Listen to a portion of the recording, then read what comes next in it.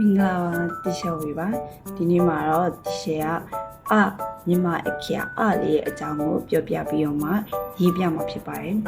ဒီမြန်မာအခရာလေးရဲ့နာမည်ကပါအတန်ထွက်လေးရလဲပါ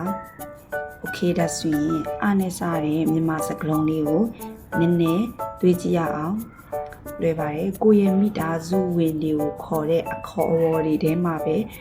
နဲ့စားတဲ့စကားလုံးတွေအများကြီးရှိပါတယ်ဥပမာအဖေအမေအဖိုးအဖွာအတော်โอเคဒါဆိုရင်နဲ့စားတဲ့မြန်မာစကားလုံးလေးတွေတည်ပြီဆိုရင်တရှယ်ရေးပြထားတဲ့ရင်းနီးလေးကိုကြည့်ကြည့်ရအောင်ရင်းနီးလေးကဓာတ်ရင်းလေးနဲ့ဆက်ဆက်နေပါတယ်တကယ်လို့ဓာတ်ရင်းနီးလေးကိုလည်းမသိသေးဘူးဆိုရင်တော့အရှိဗီဒီယိုဒီမှာတရှယ်တင်ပြထားတဲ့ဓာတ်ရင်းနီးလေးကိုတွားပြီးတော့မှလေ့လာကြည့်ပါနော်โอเคဒါဆိုရင်မြန်မာအခရာရေးမယ်ဆိုလို့ရှိရင်ဓာတ်လေးကိုအရင်ရေးရပါမယ်ဓာတ်ရင်းနီးလေးကအပေါ်အပြာမြင်းကနေပြီးတော့မှအလဲကိုဆွဲပြီးတော့မှအောက်မြင်းအပြာကိုတစ်ချက်ရေးရပါမယ်ပြီးရင်တော့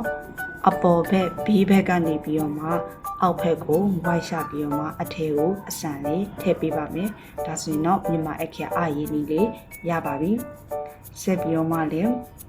အိမ်မှာကလေးတွေကိုပြန်တင်ပေးခြင်းနဲ့မိမိရဲ့အတွက်ဒါမှမဟုတ်ရင်တင်ကြားရေးကိုအခုမှ